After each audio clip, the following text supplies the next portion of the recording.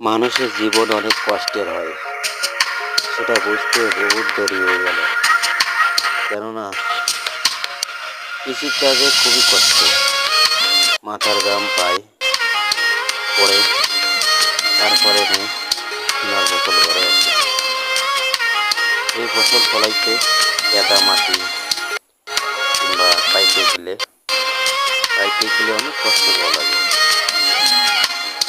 এই রোদ্দুরের তাপ, কতটা ঝড় বৃষ্টি, এটা বলার মতো কোনো শেষ নেই। কেউ কষ্ট দেখার মতো মানুষও পাওয়া যায় না। এত কষ্ট, সবারই কষ্ট করতে হয়। অনেক কষ্ট করার পরে তার ফসল দেওয়া যায়। সবাই ভালো থাকবেন, সুস্থ থাকবেন।